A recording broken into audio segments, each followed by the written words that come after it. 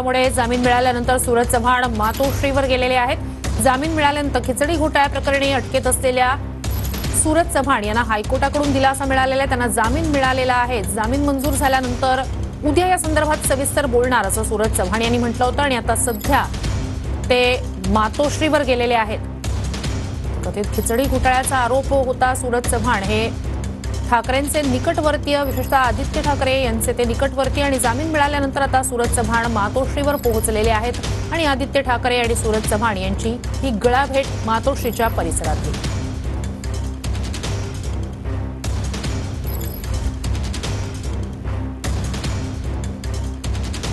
तर ही थेट दृश्य मातोश्रीवरची आपण पाहतोय। जामीन मंजूर झाल्यानंतर सूरज चव्हाण हे आता मातोश्रीवर पोहोचलेले आहेत आणि मातोश्रीच्या परिसरात आधीच आदित्य ठाकरे यांनी सूरज चव्हाणांचं स्वागत केलं। तिथे त्यांची गळाभेट झाली आणि आता मातोश्रीत आतमध्ये उद्धव ठाकरेंची भेट घेण्यासाठी सूरज चव्हाण पोहोचलेत।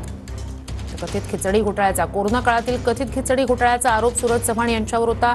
मातोश्रीचे ते निकटवर्तीय, विशेषतः आदित्य ठाकरे यांचे ते निकटवर्तीय होते आणि 1 लाखाच्या जात मुचलक्यावर हायकोर्टाकडून आता सूरज चव्हाण यांना जामीन मंजूर झालेला आहे आणि जामीन मंजूर झाल्यानंतर या संपूर्ण प्रकरणात उद्या सविस्तर पत्रकार परिषदेतून बोलणार असं सूरज चव्हाण यांनी म्हटलेलं होतं। आणि जामीन मंजूर झाल्यानंतर तुरुंगातून बाहेर आल्यानंतर आता सूरज चव्हाण मातोश्रीवर पोहोचलेले आहेत। उद्धव ठाकरेंची ते भेट घेतील।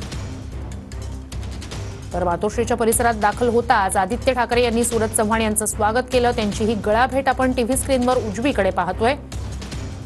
तर जामीन मंजूर झाल्यानंतर सूरज चव्हाण हे मातोश्रीवर पोहोचलेले आहेत आणि आदित्य ठाकरे यांनी त्यांचं गळाभेट घेत स्वागत केलेलं आहे। सूरज चव्हाण हे आता उद्धव ठाकरे यांची ही भेट घेतील। तिथे शिवसेना ठाकरे गटाचे इतरही काही नेते उपस्थित सध्या आहेत मातोश्रीवर आणि जामीन मिळाल्यानंतर 1 लाखाच्या जातमुचलक्यावर सूरज चव्हाण हे त्यांना हायकोर्टाकडून दिलासा मिळाला आणि जामिनावर बाहेर आल्यानंतर ते सगळ्यात आधी आता मातोश्रीवर पोहोचलेत।